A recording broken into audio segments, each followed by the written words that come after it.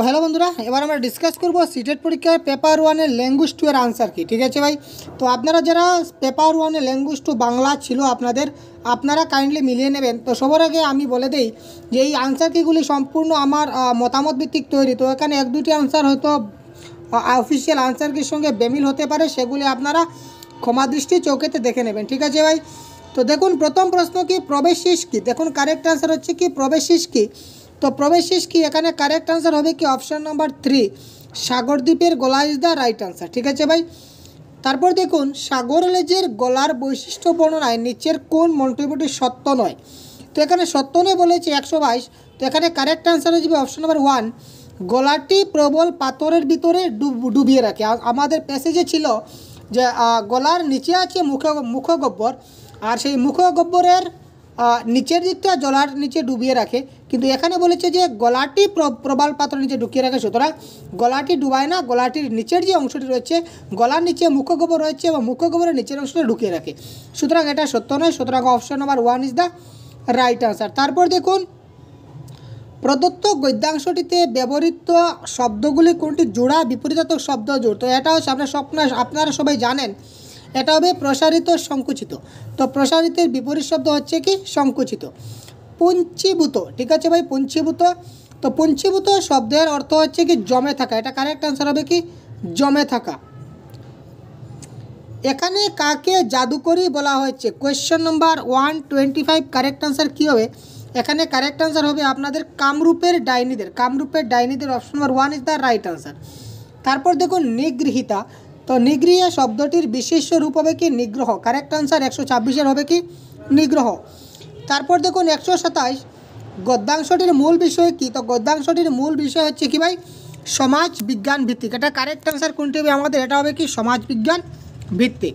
তারপর দেখুন 128 কী বলেছে, তালিকা 1 এবং তালিকা 2 থেকে আমরা মিলিয়ে নেব। তো তালিকা 1 এবং তালিকা 2 যখন মিলাবো 128, তো 128-এর অপশন নাম্বার 4 হবে কারেক্ট আনসার। ঠিক আছে ভাই, অপশন নাম্বার 4 এই ক্ষেত্রে কারেক্ট আনসার, কারণ স্ত্রী মাকড়সা সন্তান সম্ভবা হলেই পুরুষটাকে খেয়ে ফেলে। আমরা এটা পেয়েছি প্যাসেজে, আর সবগুলো পেয়েছি, সুতরাং প্রথমে আমি এটা পেয়েছি, সুতরাং গয়ের 2 হবে কারেক্ট আনসার।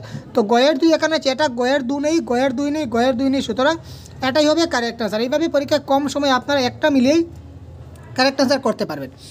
তারপর দেখুন পরবর্তী প্যাসেজ 129 থেকে 135 প্রশ্ন যেগুলো ছিল আপনাদের। তো এটা দেখুন রহমান সাহেবের সম্পর্কে কোন বিবৃতিটি সত্য নয়, 129। তো এখানে কারেক্ট আনসার হবে তিনি নিজে খেতে ভালোবাসেন কিন্তু কাউকে যে খাবারের ভাগ দিতে চান না, এটা হচ্ছে ভুল, কারণ তিনি সবসময় নিজেও খান কিন্তু অপরকেও তিনি খাওয়াতে ভালোবাসেন। সুতরাং অপশন নাম্বার 4 হবে কারেক্ট অ্যান্সার। আজ সারাদিন কনস্টেবলের ডিউটি কে করেছিল।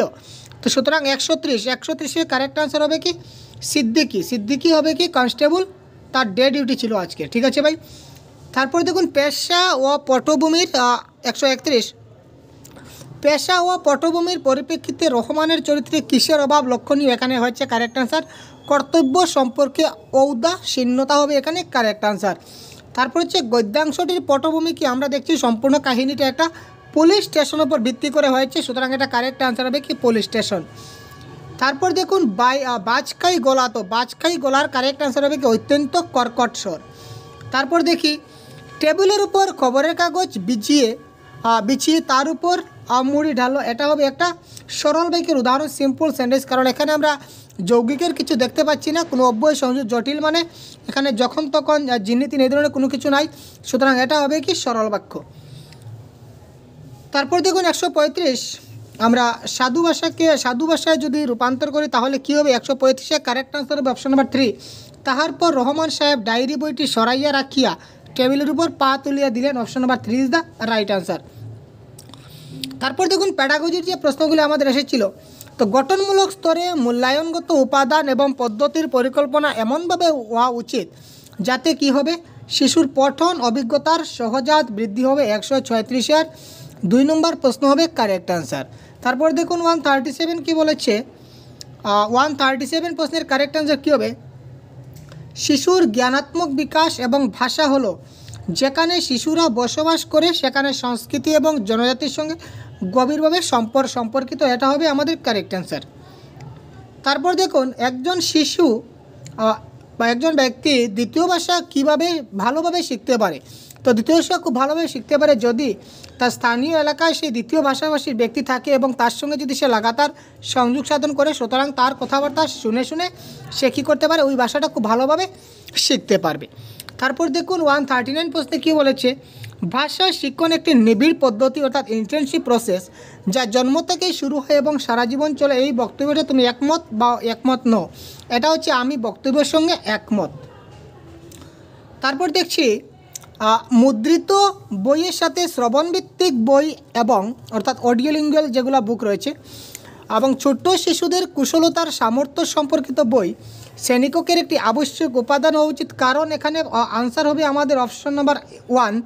এটি শ্রেণীতে বৈচিত্র্য আনে এবং শিশুরা বৈচিত্র্য পছন্দ করে, মানে ডাইভার্সিটি।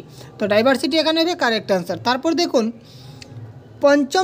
একজন পঞ্চম শ্রেণীর শিক্ষার্থীদের একটি গল্প তাড়াতাড়ি পড়তে বললেন এবং পর্যায়ক্রমে 4টি চিত্র রাখলে এই প্রক্রিয়াটির উদ্দেশ্য হচ্ছে কি সারমর্মের জন্য তাদের পঠন অভ্যাস প্রদান। এটা হবে কি কারেক্ট আনসার।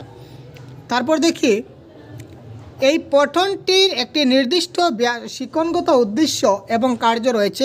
শিক্ষার্থীদের এই পাঠটি বিস্তারিতভাবে মনোযোগ সহকারে এবং বিশেষ যত্ন সহকারে যেটা পড়া, এটা হচ্ছে কি আমাদের intensive reading. Correct answer 142 correct answer হয়ে যাবে কি ইন্টেনসিভ রিডিং। ঠিক আছে, তারপর আমরা দেখছি 142 প্রশ্নে কী বলেছে দেখুন তো 143 শিক্ষিকার দেওয়া আদর্শ বাক্যগুলি বারবার বলে শিক্ষার্থীরা ভাষার ধরন আয়ত্ত করবে। তারা প্রস্তুত অর্থপূর্ণ শব্দগুচ্ছ মুখস্থ করবে এবং যখন তারা সঠিক অভ্যাস প্রদর্শন করবে তখন শিক্ষিকার থেকে ইতিবাচক প্রউৎসাহন গ্রহণ করবে। শিক্ষক কী ব্যবহার করবেন, এখানে কারেক্ট আনসার হবে শ্রাব্য ভাষাতাত্ত্বিক পদ্ধতি ইজ দ্য রাইট অ্যান্সার।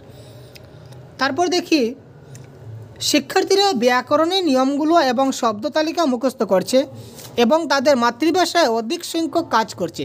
শিক্ষকের দ্বারা তার ভাষা শ্রেণীতে কোন পদ্ধতি ব্যবহৃত হচ্ছে, কারেক্ট আনসার হবে কি ব্যাকরণ অনুবাদ পদ্ধতি।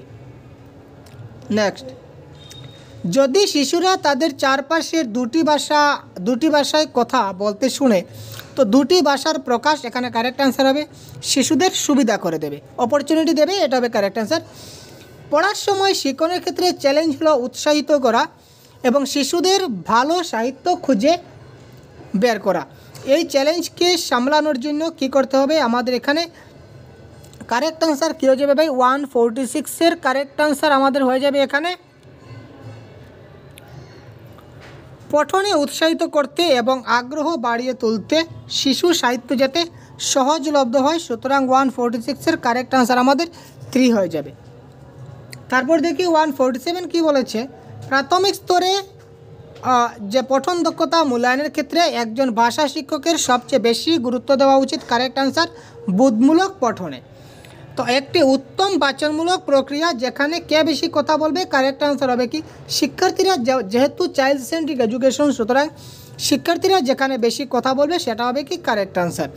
তারপরের প্রশ্ন দেখি, একদম প্রায় শেষের পর্যায়ে চলে আসছি। তো এক দুটি প্রশ্ন যদি আপনাদের যদি সমস্যা হয়ে থাকে আমার আনসার কির সঙ্গে, তো অবশ্যই কমেন্ট বক্সে জানাবেন, আমরা পরবর্তী সময় দেখব ভাই। তো আপনাদের কার কয়টি কারেক্ট হলো এই 30টি থেকে অবশ্যই কমেন্ট বক্সে জানাতে ভুলবেন না, এই অনুরোধ থাকলো। পাঠের শুরুতেই একজন শিক্ষক শ্রেণীটিকে বিভিন্ন দলে ভাগ করলেন এবং সংবাদপত্রের একটি আকর্ষণীয় প্রতিবেদন সম্পর্কে তাদের আলোচনা করতে বললেন, যেটি সে তখনই পড়েছে। এই ধরনের বাচন ক্রিয়ার উদ্দেশ্য হলো মৌখিক সাবলীলতা অভ্যাস। সমগ্র ভাষা আবেদন কি, সমগ্র ভাষা আবেদন হচ্ছে কি অর্থভিত্তিক বা মিনিং বেসড। সুতরাং এই 30টি প্রশ্নের আনসার আমরা এইমাত্র আপনাকে দিয়ে দিলাম। তো কার কতটি কারেক্ট হচ্ছে অবশ্যই কমেন্ট বক্সে জানাবেন। ধন্যবাদ, জয় হিন্দ।